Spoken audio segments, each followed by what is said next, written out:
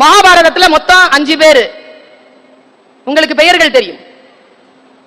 தருமன், பீமன், அர்ஜுனன், நகுலன், சகாதேவன். 5 பேர். 5 பேருக்குமா ஒரு மனைவி இருந்தா. அவ பேரு திரௌபதி. துருபதன் மகள், அதனால் திரௌபதி. பாஞ்சால தேசத்தின் இளவரசி, அதனால் பாஞ்சாலி. அவளுடைய இயற்பெயர் கிருஷ்ணை, கருப்பழகி. கிருஷ்ணம் அப்படின்னாலே கருப்புன்னு அர்த்தம். அவ பேர் கிருஷ்ணை.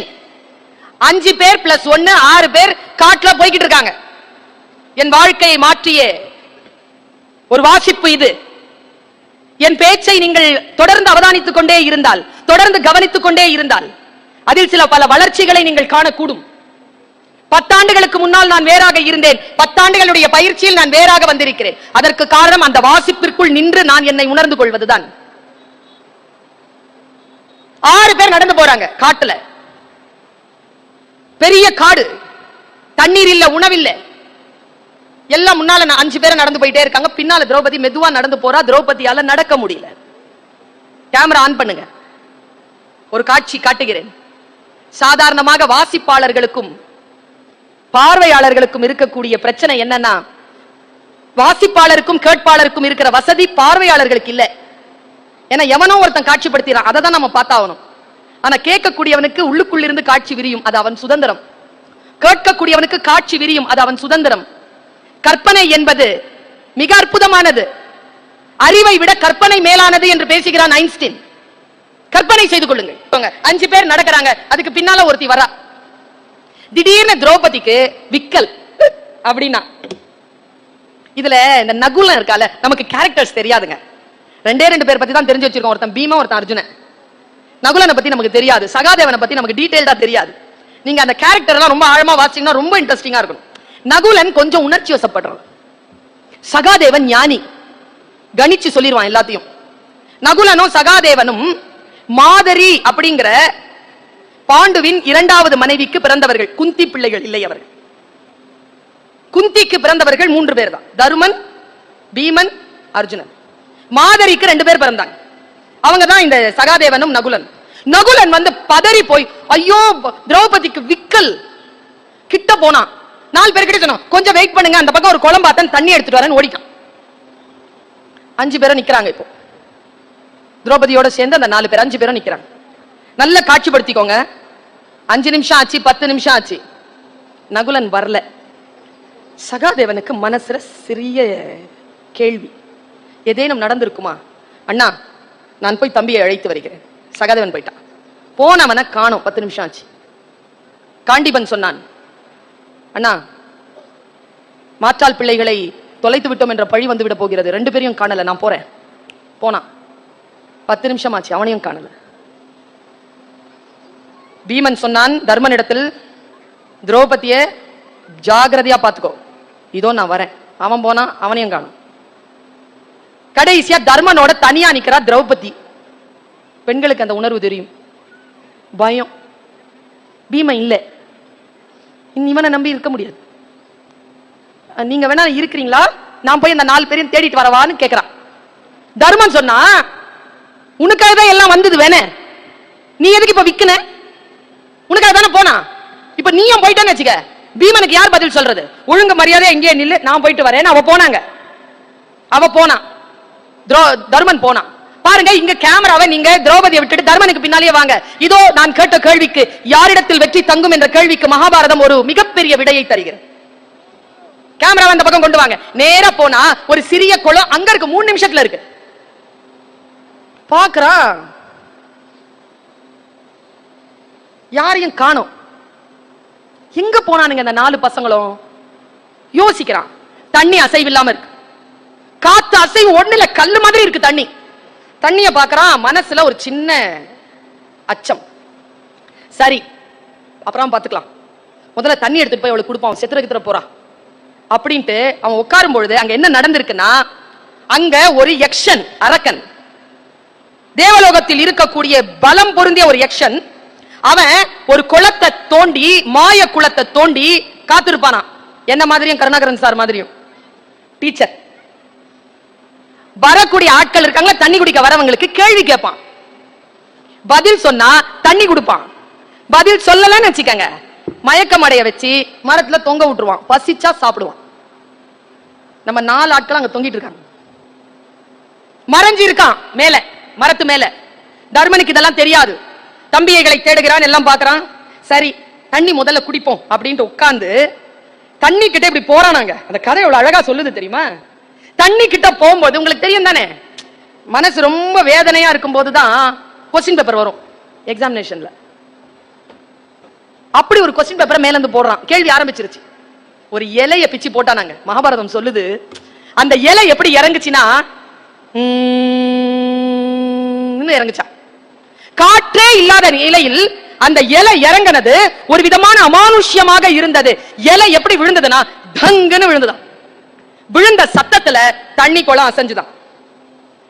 இலை எப்படி விழுந்ததுன்னா அப்படி பாத்துக்கிட்டே இருக்காங்க. அவன் இலை விழுறத வர்றதே பாக்குறான். பார்த்துட்டு இலை எப்படி விழுதுன்னா தண்ணியில பாதியும் தரையில பாதியுமா விழுது. இப்படி விழுது. கொஞ்ச நேரம் பார்த்துக்கிட்டே இருக்கிறான் பாருங்க. தண்ணியில இருக்கிற இலை பச்சையில இருந்து சிவப்பாகுது, தரையில இருக்கிற இலை பச்சையில இருந்து மஞ்சள் ஆகுது.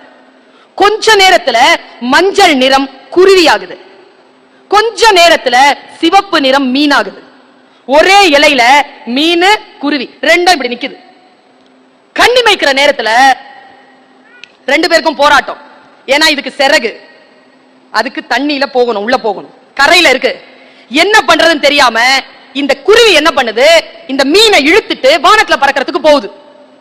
தரையில இருக்கிற குருவி இப்படி போக தண்ணியில இருக்கிற மீன் தண்ணிக்குள்ள போகணும்னு குருவியை இழுக்குது. எல்லாம் ஒரே உடம்பா இருக்கு, ஒரு பகுதி குருவி ஒரு பகுதி மீன். 2 சண்டை போட்டு அந்த பக்கம் இழுக்க முடியல, இந்த பக்கம் போட முடியல, ரத்த களரியா அங்க ஒரு சண்டை நடக்கிறத தர்மன் பாக்குறான். கொஸ்டின் ஆரம்பிக்கிறான் யக்ஷன். தர்மா சொல், எது வாழும், எது ஜெயிக்கும்? 200 ஆண்டுகளுக்கு முன்னால்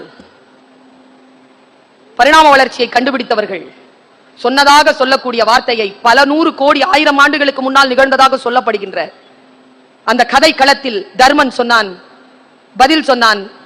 எது ஜெயிக்கும் என்ற கேள்விக்கு தர்மன் சொன்ன பதில்தான் நம் அனைவருக்குமான பதில். தக்கது வாழும், தகாதது வீழும். எது தக்கதோ அது வாழும், எது தகாததோ அது வீழும். அதற்கு எதற்கு நான் இதை சொல்வதற்கு எதற்கு நான் ஒரு ஆசிரியையாக, ஒரு கல்வியாளராக, ஒரு சிந்தனையாளராக, ஒரு பேச்சாளராக பொதுமக்களுக்கு இதை எப்படி நான் சொல்லக்கூடும் என்றால், ஒருவேளை நீங்கள் குருவியாக இருந்தால், எனக்கு தெரியும் நான் குருவியா மீனான்னு, ஒருவேளை நீங்கள் குருவியாக இருந்தால் உங்களுடைய ஒரு பகுதி மீனாக இருக்கின்ற பொழுது நீங்கள் குருவியாக பலம் பெற்று இருந்தீர்கள் என்று சொன்னால் மீனை இழுத்துக்கொண்டு வானத்திற்குள் ஏகுங்கள். ஒருவேளை நீங்கள் மீனாக இருந்தால், உங்கள் காலடியில் குருவி தவித்துக் கொண்டிருந்தால் குருவியை இழுத்துக்கொண்டு தண்ணீருக்குள் போங்கள். எது எதை ஜெயிக்குமோ, எது தோற்கிறதோ, எது தன்னை ஜெயிக்கிறதோ அதற்கு உணவாகும். பலவீனங்களை நமக்கு உணவாக்கிக் கொள்ள வேண்டும். பலவீனங்களால் நாம் பாதிப்படைய கூடாது. பலங்களை கொண்டு அந்த பலவீனத்தை ஜெயிப்பது எப்படி என்று நமக்கு தெரிய வேண்டும். பல நேரங்களில் நான் பார்க்கிறேன், இந்த 21 பேருக்கு நான் சொல்றேங்க, இன்றைக்கு நல்ல நாள், சித்திரை திருநாள், நல்ல வார்த்தைகள் வர வேண்டும் வாயில், நல்ல வார்த்தைகளால் சொல்லுகிறேன். இந்த 21 நபர்களும் உங்கள் தலைமுறை தலைமுறை தலைமுறையாக இந்த கல்வி நிறுவனத்திற்கான அறங்காவலர்களாக நின்று ஒளிபெற வேண்டும். உங்களால் பல லட்சம் மாணவர்கள் கல்வி வெளிச்சம் பெற வேண்டும் என்று நான் வாழ்த்துகிறேன். இந்த 21 பேரும் மிக அழகிய நிலையில் உங்களை நீங்களே சரியாக ஒற்றுமையோடு நீங்கள் சேர்ந்து நின்று இன்னும் பல வெளிச்சங்களை இந்த மண்ணுக்கு தர வேண்டும் என்று நான் பிரார்த்தித்து உங்களை வாழ்த்துகிறேன். இந்த சேர்ந்து இருக்கக்கூடிய தன்மை, உங்களோடு சேர்ந்து இருக்கக்கூடிய தன்மைக்கு பல நேரங்களில் நாம எங்க கோட்டை விடுறோம் தெரியுமா? ஏதோ ஒரு இடத்துல கோட்டை விட்டுறோம். ஒன்னு விஷயம் சொல்றேன், வாயில விஷம் சாப்பிட்டோம்னு வச்சுக்கோங்களேன், அதுக்கு முறிவு இருக்குங்க. காதுல விழுற விஷயத்துக்கு முறிவு இல்லைங்க. கேட்கிறத கண்ட்ரோல்ல வைங்க, அது ரொம்ப முக்கியம். உறவுகளின் பலத்திற்கு அது ரொம்ப முக்கியம். சில நடவடிக்கைகளில் நீங்கள் இன்னும் பலம் பெற்று இன்னும் பல வெளிச்சங்களை, இத்தகைய கல்வி நிறுவனங்களுடைய வளாகங்களை நீங்கள் கூட்டிக் கொண்டே போய் பல லட்சம் பேருக்கு அறிவு வெளிச்சம் தர வேண்டும் என்கின்ற பிரார்த்தனையோடு இதை சொல்ற. புத்தி வேணும். ஒரு விஷயம் தெரியுமா? அன்பு செலுத்துவது புத்திசாலித்தனம். அன்பாக இருப்பது போல புத்திசாலித்தனம் வேறு கிடையாது. யாரிடத்தில் புத்தி இல்லையோ அவர்கள் தான் அன்பற்றவர்களாக இருக்கிறார்கள். எங்க அம்மா அவங்க சொத்தெல்லாம் எனக்கு எழுதி வச்சுட்டாங்க. ஏன்னு கேட்டான் என் அண்ணன், நகைலாம் எனக்கு கொடுத்துருச்சு எங்க அம்மா. ஏன்னு கேட்டா எங்க அம்மா சொல்லிச்சு, சின்ன வயசுல இருந்து இவ ரொம்ப அன்பானவ, என்ன எந்த சுமையும் தூக்க விட மாட்டான்னாங்க. அது ஒரு காரணமாங்க பூர்வீக நகை கிடைக்கிறதுக்கு. ஒரு விஷயம் தெரியுமா, அதான் காரணமா இருந்துச்சு. என் பெற்றோருடைய சுமையை நான் எப்பொழுதும் அவர்கள் சுமப்பதற்கு அனுமதித்ததே இல்லை. போய் அவங்க சுமையை நான் என் கையில எடுத்துக்கிறேன். அதற்கு எனக்கு கிடைத்தது பரம்பரை நகை. இப்ப புரியுதா, அன்பாக இருப்பது புத்திசாலித்தனம். நகை கிடைக்கும், ஆசீர்வாதம் கிடைக்குங்க, அதை விட என்னங்க பெரிய நகை. அன்பாக இருத்தல், ஒருவர் சுமையை இன்னொருவர் தூக்கிக் கொள்ளுதல், மற்றவர்கள் சுமை தூக்க விடாதபடிக்கு வந்து தாங்கிக் கொள்ளுதல், இதுதானே இன்றைய அவசிய தேவை. அப்படி நில்லுங்கள் நீங்கள் 21 பேரும், இந்த 21 ட்ரஸ்டியும் அப்படி இருங்க. ஒருவரை ஒருவர் தாங்கிக் கொள்ளுங்கள், ஆனால் புத்தியோடு இருங்கள். புத்தியோடு இருக்கிறது நான் என்னன்னு சொல்லி கொடுத்துட்டு போறேன். கொஞ்சம் வில்லங்கமா இருக்கும், ஆனா நுட்பமானதுங்க. வாழ்க்கை இனிப்பானது மட்டும் இல்லை, வாழ்க்கையில் சில பல விஷயங்கள் முட்கள் வந்து சேர்கிறது. அதற்கூடாகத்தானே அன்பாக இருக்க வேண்டி இருக்கிறது. வெறும் அன்பாகவே இனிப்பாகவே இருந்து விட முடியுமா? முட்களோடு சேர்ந்துதானே அன்பாக இருக்க வேண்டி இருக்கிறது. நான் சொல்றேன் பாருங்க, இந்த விஷயத்தை சொல்லிட்டு நான் போறேன். மிக நுட்பமான விஷயம் இது. எனக்கு என்ன வேதனைன்னா, இந்த நூண்டு மேடைக்கு 4 கூலர் வச்சிருக்கிறோம். எவ்வளவு வெக்கையில இருக்கிறீங்களோ இறங்கினாதான் தெரியும். அதனால் நான் ஒரு 5 நிமிடத்திற்குள் என் பேச்சை நிறைவு செய்கிறேன். சமீபத்தில் ஒரு விஷயம் வாசிச்சுட்டு இருந்தேங்க. என் மனசை ரொம்ப பக்குவப்படுத்தின ஒரு விஷயம். கல்விக்கூடம் என்பதனால், அதன் திறப்பு விழா என்பதனால் மிக கவனத்தோடு நீங்கள் பேச்சை கேட்டுக் கொண்டிருக்கிறீர்கள். கேளிக்கைகள் எதுவும் இல்லை. சிந்தனையால் பேசப்படுகின்ற விஷயங்களையே முழுமையாக கேட்கக்கூடிய மன ஆர்வத்தோடு உட்கார்ந்திருப்பதனால் சொல்கிறேன். ஒருவேளை நீங்கள் உறங்குவதற்கு முன் நான் சொன்ன இந்த மகாபாரத கதையையும் இப்பொழுது நான் சொல்ல போகின்ற பஞ்சதந்திர கதையையும் நினைத்துக் கொள்ளுங்கள். எவ்வளவு பெரிய ஆளாவும் இருக்கலாங்க. உண்பது நாழி, உடுப்பது 2, உறைவிடம் என்பது 1, அவ்வளவுதான். அதை மீறி ஒன்னும் இல்லை. இது தெரிஞ்சவங்க தான். I am not a scientific person. எனக்கு நான் சயின்ஸ் கிடையாது, நான் ஆர்ட்ஸ். சயின்டிபிக் பர்சன் நிறைய பேர் ரிசல்ட் ஓரியன்டட். ரிசல்ட்ல தான் இந்த இன்ஜினியர்ஸ், டாக்டர்ஸ், சயின்ஸ் ஆட்களுக்கெல்லாம் they are much result oriented. But என்ன மாதிரி ஆர்ட் ஆட்கள்லாம் process oriented. we enjoy the process.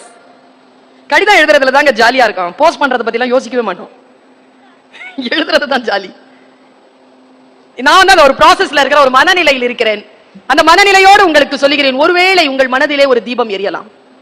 நான் ஏற்றி வைக்கக்கூடிய இந்த தீபம் ஒருவேளை நிர்வாகத்தில் ஏதேனும் ஒரு சிக்கல் வந்துவிடக்கூடும், ஒரு விஷயம் அழிந்துவிடக் கூடும் என்கின்ற நிலையில் நான் சொல்லக்கூடிய இந்த சிறிய வார்த்தை இந்த கட்டடத்தை மறுபடியும் அணைத்து காப்பாற்றி விடலாம்.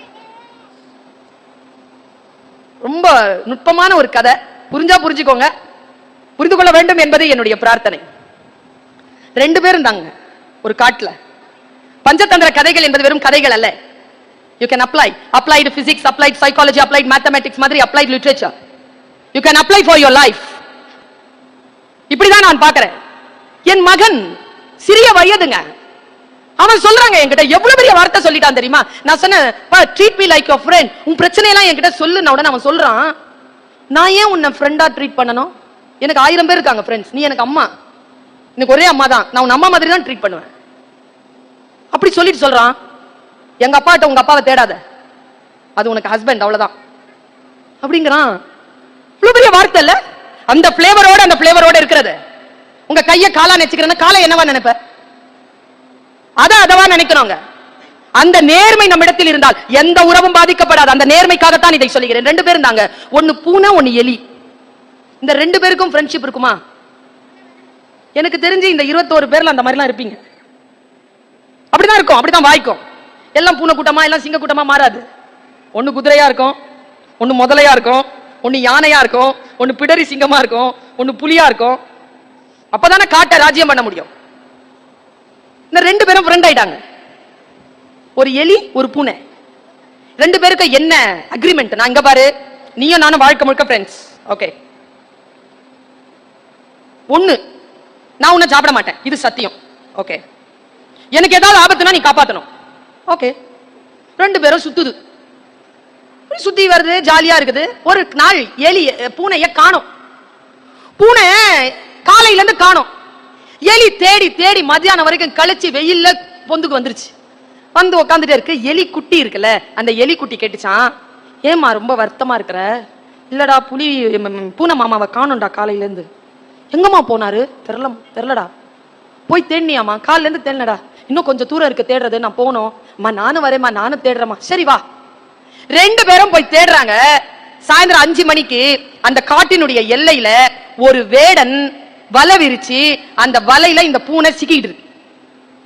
எலி பாத்துருச்சு, பூனை எலிய பாத்துருச்சு. எப்பா சாமி வந்தியா? காலை 5 மணிக்கு புடிச்சாண்டா, சோறு தண்ணி குடுக்கல, இழுத்துட்டு போறாங்க, எனக்கு கொஞ்சம் காப்பாத்துன்னுச்சு. நேரா ஓடி வந்துச்சு. எலி வந்து கடிக்க ஆரம்பிச்சது வலைய. பக்கத்துல இந்த குட்டி எலியில அம்மாவை பார்த்துட்டு அதுவும் வேகமா கடிக்க ஆரம்பிக்கும் போது அந்த அம்மா எலி குட்டி எலிய கண்ணு காட்டுச்சு. நீ ஒன்னும் செய்ய வேண்டாம், இதுவும் ஒன்னும் செய்யலைங்க, இப்படிதான் செய்யும். அது துடிக்குது உள்ள கடந்து. மெதுவா அம்மா எலிய பார்த்துக்கிட்டே குட்டி எலி ஒன்னும் செய்யல, சும்மா உட்காந்துட்டு இருக்கு. இவ்வளவு தூரம் தாங்க, அரை மணி நேரம் ஆச்சு. இவ்வளவுதான் வெட்டுச்சு, வெளியே வர முடியாது.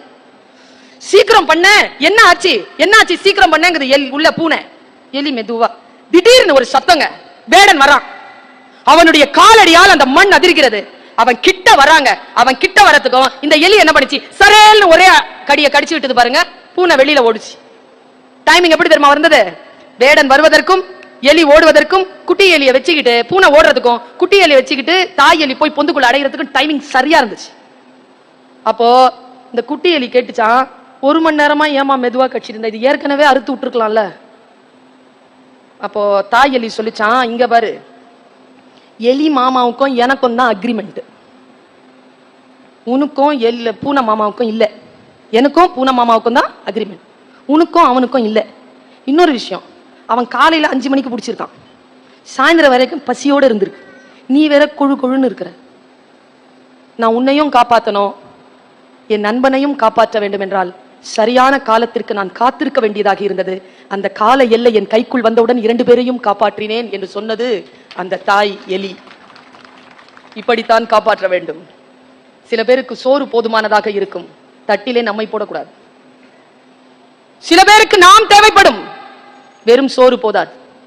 எப்படி உறவுகளை காப்பாற்ற வேண்டுமோ அந்த அளவிற்கு நிர்வாகத்தில் இருக்கக்கூடியவர்கள் அன்போடும் அனுசரணையோடும் புத்தியோடும் சேர்ந்து இதை காப்பாற்ற வேண்டும். ஏனென்றால் இந்த கல்வி கட்டடத்தை நம்பி ஒரு தலைமுறை காத்திருக்கிறது. அந்த தலைமுறைக்கான வாழ்க்கையை, வெளிச்சத்தை, அவர்களுக்கான ஒரு மேம்பாட்டை, எதிர்காலத்தை தரக்கூடிய வாய்ப்பை வல்ல இறைவன் உங்களுக்கு தந்திருக்கிறான். வெளியிலிருந்து உள்ள சில விஷயங்கள் போனா உள்ளிருந்து சில விஷயங்கள் வெளியில வரும். உதாரணத்திற்கு தண்ணி பஞ்சம். இப்போ தமிழகத்துல மோட்டர் போடுறோம்ல, மோட்டர் போடும்போது தண்ணி ஏறலன்னா என்ன பண்றாங்க? வீட்டுல விவசாயி என்ன பண்றான்? ஒரு சொம்புல தண்ணி எடுத்துட்டு போய் அந்த மோட்டரை திறந்து உள்ள போடுறானா, போட்டு பிரஷர் கொடுக்கறானா, ஆன் பண்றானா. பிரஷர் வந்த உடனே, கையை எடுத்த உடனே முதல்ல குபு குபுன்னு தண்ணி வருது. எந்த தண்ணி வரும்? ஃபர்ஸ்ட் எந்த தண்ணி வரும்? சொம்புல ஊத்துன தண்ணி வரும். அப்புறமா எந்த தண்ணி வரும்? உள்ள இருந்து தண்ணி வரும்ல, ஊத்து தண்ணி வரும்ல. அப்படி நாம போடுற சொம்பு தண்ணி தான் இந்த கல்வி. இந்த கல்வி கட்டடத்தில் நம் குழந்தைகளுக்கு கிடைக்க போவது அந்த சொம்பு தண்ணி தான். அது என்ன செய்யும்? நமக்குள், நம் குழந்தைகளுக்குள் ஊறிக்கொண்டிருக்கக்கூடிய அறிவை அது வெளியில் கொண்டு வரும். அதற்கான முயற்சிகள், அதற்கான கருவிகளை கொண்டு ஆரம்பிக்கப்பட்டிருக்கிறது இந்த கல்வி நிறுவனம். தொட்டனைத்து ஊறும் மணற்கேணி மாந்தர்க்கு கட்டணைத்து ஊறும் அறிவு. நான் பாருங்க வள்ளுவன், கற்க கற்க அறிவு பெருகும், உள்ளிருந்து ஞானம் வெளிப்படும் என்ற அந்த திருக்குறள், அதை நாம் இன்றைய நாளில் நினைவுபடுத்திக் கொள்ள வேண்டும் என்று நினைக்கிறேன். புறநானூற்றில ஒரு பாட்டு உண்டு. எனக்கு தெரிஞ்சு கல்விக்கு இவ்வளவு சிறப்பான ஒரு பாட்டை பெற்றவர்களுக்காக எவரும் எழுதிவிட முடியாது. அவ்வை பாட்டி சொல்லுகிறார், உற்றுழி உதவியும் உருவருள் கொடுத்தும் பிற்றை நிலை முனியாது கற்கை நன்றே. யார் நமக்கு கல்வி தருகிறார்களோ அவர்கள் துன்புறுகின்ற பொழுது அவர்களுக்கு உதவி செய்து, நாம் சம்பாதித்த சம்பாத்தியத்தை எல்லாம் அவர்களுக்கு தந்து, இதனால் என்ன பலன் எனக்கு கிடைக்க போகிறது என்கின்ற எந்த கோபமும் இல்லாமல் கற்பது மிக சிறப்பானது என்று பேசுகிறது அந்த புறநானூறு பாட்டு. யோசித்து பார்த்தால் வளம் மிகுந்த ஒரு செல்வ செழிப்புடைய சிந்தனைகளுடன் கூடிய ஒரு மண் தமிழ் மண். இந்த தமிழ் மண்ணிலே நாம் நம் குழந்தைகளுக்கான அறிவை பெருக்கெடுப்பதற்காக சில முயற்சிகளை செய்து கொண்டிருக்கிறோம். அந்த முயற்சிகளினுடைய வெளிப்பாடாக நிச்சயமாக நம் குழந்தைகளுக்கு ஒரு நல்ல எதிர்காலத்துடன் கூடிய ஒரு அமைப்பு இந்த சமூகத்தில் உருவாக கூடும் என்கின்ற நம்பிக்கை இன்றைக்கு உங்களுடைய வரவினால் ஊர்ஜிதப்படுத்தப்பட்டிருக்கிறது. நான் யோசித்து பார்க்கிறேன், எப்படி நம்முடைய வாழ்க்கையை நாம் புரிந்து கொள்வது? இவ்வளவு பெரிய காம்படிஷனான ஒரு உலகம். சீனிவாசன் சார் ஒரு வார்த்தை சொன்னார், உங்களுக்கு அது தெரியாது. ஏன்னா அந்த கம்ப்யூட்டர் லேப், சரியா சொல்றேனா, கம்ப்யூட்டர் லேப் திறந்தோம், உள்ள போய் நிக்கிறாங்க. இந்த பிங்க் சொக்கா போட்டிருக்காருல்ல வெங்கடாச்சலம் சார், வெங்கடாச்சலம் சார் முன்னால நிக்கிறார். ஆடிட்டரா சார்? நீங்க தான் காலேஜ் தலைவரா? அவர் நிக்கிறார். இந்த பெரியவர்ல சீனிவாசன் சார். எங்க போனாலுங்க தனலட்சுமி சீனிவாசன் கல்வி குழுமத்திற்கு தமிழகத்தில் மிக முக்கியமான இடம் உண்டு. மிக முக்கியமான ஒரு கல்வி நிறுவன குழுமம் அது. நான் பல நேரங்களில் அங்கே போயிருக்கிறேன். அவர் நிக்கிறாருங்க, அவர் கண்ணெல்லாம் தண்ணி பனிச்சிருக்கு. ஏதோ ஒரு அசிரியரி மாதிரி ஒரு வார்த்தையை சொல்றார். இவ்வளவு பெரிய மனசோட எவனும் இப்ப காலேஜ் கட்டுறது இல்ல சொன்னாருங்க. அத்தனை கல்லூரிகளையும் கட்டியவர் பார்த்து சொல்றார், இந்த படிக்கட்டே எவ்வளவு விசாலமா இருக்கு, காரிடார் எவ்வளவு விசாலமா இருக்கு, வகுப்பறைகள் எவ்வளவு விசாலமா இருக்கு, இவ்வளவு விசாலமா கட்டி இருக்கீங்களே. ஃபர்ஸ்ட் அவர் பாராட்டினார். பாராட்டிட்டு சொன்னார்,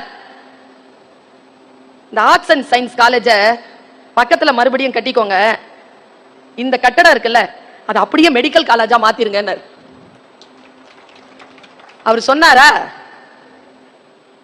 இவர் என்ன சொல்லி இருக்கணும்? நம்ம தலைவர் என்ன சொல்லி இருக்கணும்? சரி சார்னு சொல்லணும்ல. இல்ல சார் காசு இல்லைன்னு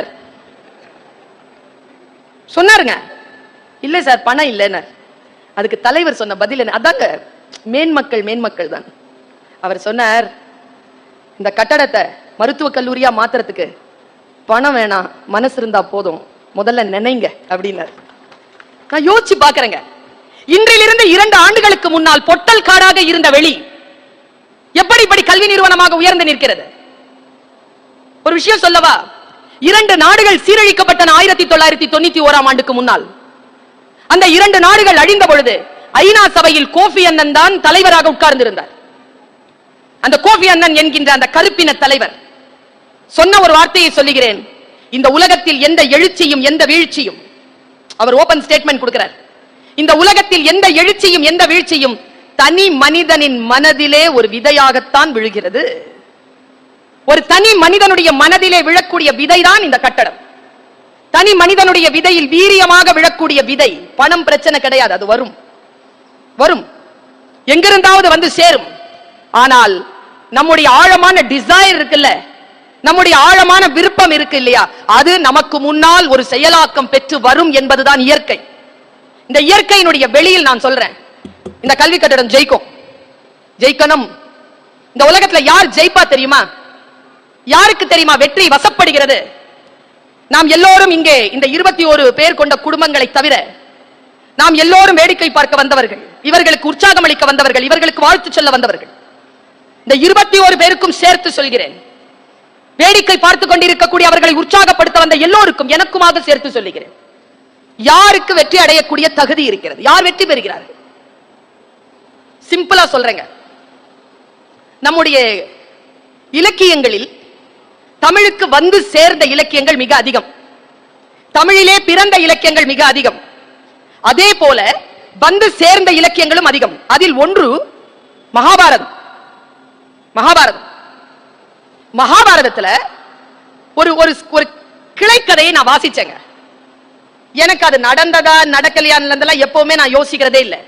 எப்பொருள் யார் யார் வாய் கேட்பினும் அப்பொருள் மெய்ப்பொருள் காண்பது அறிவு. யார் சொன்னான்றதெல்லாம் இல்ல, என்ன சொல்லியிருக்காங்கிறதுதான்.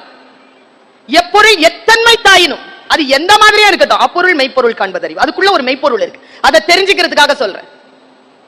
யாருக்கு வெற்றி வரும், யார் தோற்பார்கள், கால கணக்கில் கால கண்ணாடியில் இந்த வெற்றி தோல்வி என்பது யாருக்கானது? இதை விட பிரமாதமா வேற எந்த உதாரணத்தோடும் விளக்கிட முடியாதுங்க.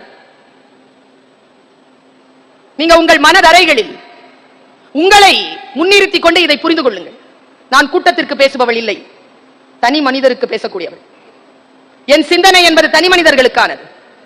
பொது சிந்தனையோடு நான் பேசுவதில்லை, தனி மனித சிந்தனையோடு பேசுகிறேன்.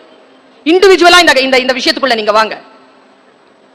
மகாபாரதம் எத்தனையோ விஷயங்களை சொல்லுது, அதற்குள்ள ஒரு குட்டியான ஒரு விளக்கம்ங்க.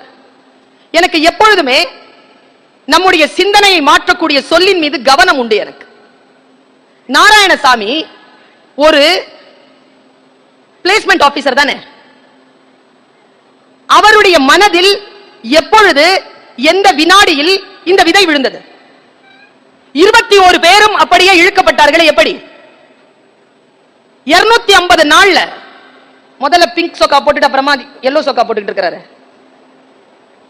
அவரு. 250 நாள்ல கட்டடத்தை எழுப்பினாராம். எப்படி சாத்தியம்? குவாலிட்டியா இருக்குங்க பில்டிங், அவ்வளவு குவாலிட்டியா இருக்கு. எப்படி சாத்தியம்? அந்த மனதில் விழக்கூடிய அந்த புள்ளி என்பது என்ன? நமக்குள் அது விழுந்திருக்கிறதா? அல்லது விழுந்த விதையை விருட்சமாக எப்படி நீங்கள் உருவாக்க போகிறீர்கள்? பல நேரங்களில் விதைகள் வழிகளில் விழுந்து விடுகின்றன, பட்சிகள் பட்சித்து போடுகின்றன. மண் ஆழம் இல்லாத பாறையில் விழுந்து போகிறது. அதனால் வளர்ந்தாலும் வெயில் பட்டு கருகுகிறது. சில விதைகள் முள்ளிலே விழுகின்றன. சில விதைகள் தான் நல்ல நிலங்களில் விழுந்து 30 60 100 போகம் அளிக்கின்றன என்று பேசுகிறது பைபிள். விதைகள் சரியான இடத்தில் விழ வேண்டும்.